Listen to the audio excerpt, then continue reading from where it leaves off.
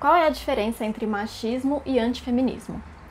Machismo é um nome geral que a gente dá para essa cultura que a gente vive, onde os homens são colocados como superiores, como o chefe da família, como homem da relação. É sempre assim, o líder. Não tem uma relação igualitária, é uma relação desigual de poder.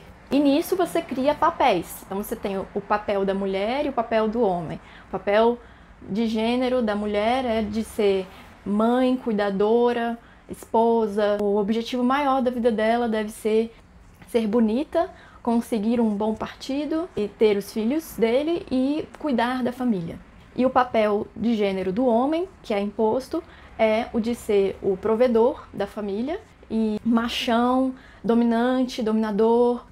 E aí você tem também hierarquia entre os homens. Quanto mais homem, maior a sua hierarquia entre os homens. Você tem algumas diferenças de masculinidade. Todas são baseadas no poder, mas você tem a masculinidade baseada, por exemplo, na força física, que é do homem ser corajoso, ser forte, fisicamente musculoso, saber brigar, nunca negar desafios, e ter uma resistência muito alta à dor e a doenças, enfim, tem toda uma mística em volta. E tem o poder financeiro. Você ser rico, bem-sucedido, autoridade, o chefe da empresa, você ser bem-sucedido na sua carreira. No feminismo, a gente quer quebrar essas exigências desses papéis. Então, se você quer ser uma mãe cuidadora, você pode. Se você quer ser um pai provedor, você pode. Mas acabar com essa imposição de que se o homem quiser ser cuidador, ele pode. Se a mulher quer ser a provedora da família, ela pode.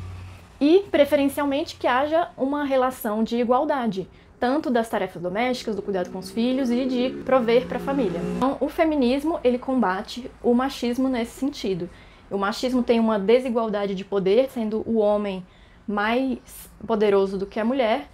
O feminismo quer elevar as mulheres para que haja igualdade de poder, para que não haja também essa inferiorização da mulher e superioridade do homem. E o antifeminismo é uma teoria de conspiração que vem desde que o feminismo começou a existir, né?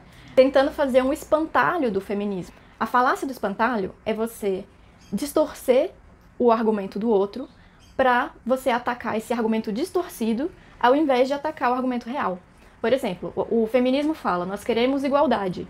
Aí os antifeministas falam, as feministas querem as mulheres superiores aos homens. Aqui no Brasil, o antifeminismo tem crescido cada vez mais por causa do Olavo de Carvalho, o rei das teorias da conspiração, que ele importa dos Estados Unidos e dissemina aqui dentro. Então tem as duas grandes discípulas dele, que é a Sarah Winter e a Sara Campagnolo, e elas duas espalham bastante esse antifeminismo, falam muito que o feminismo é uma coisa só, ao invés de serem várias vertentes com visões diferentes umas das outras, que têm discordâncias.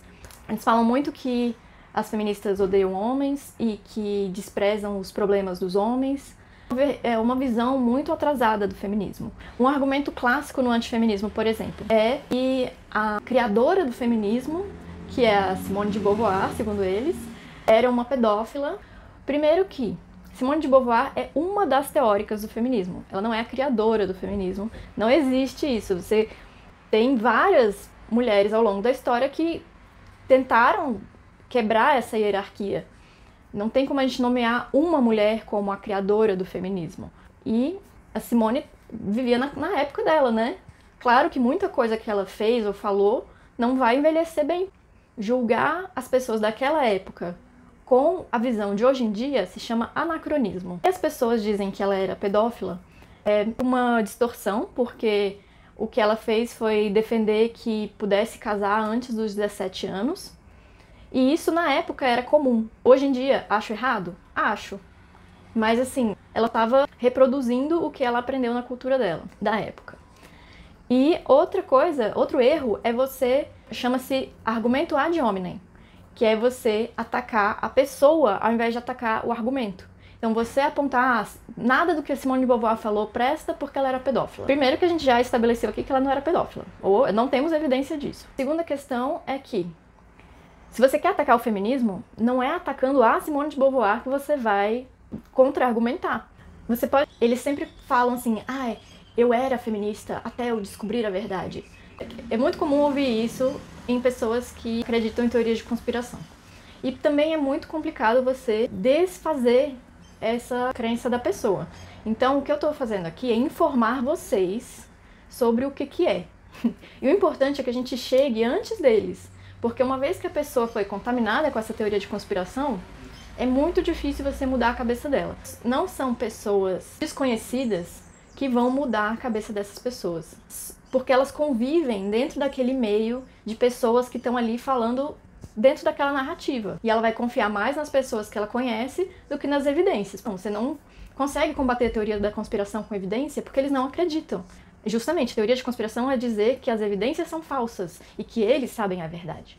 Então, eu sei um pouco dos argumentos que eles usam, porque no começo da minha página, eu usava hashtags antifeministas para tentar atingir essas pessoas, tentar mostrar para elas o que é o feminismo de fato.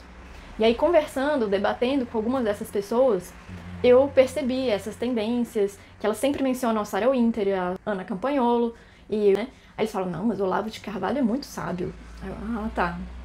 Aí eu desistia, sabe? Porque eu não tenho como argumentar com uma pessoa que acha que o Olavo de Carvalho é muito sábio. Porque se ela acha que ele é sábio, então é porque ela não acredita em evidências, né? Então, como que eu acho que a gente tem que combater o antifeminismo? Chegando antes deles. Informando as pessoas o certo, para quando elas entrarem em contato com as versões distorcidas, elas saberem identificar que aquilo tá estranho.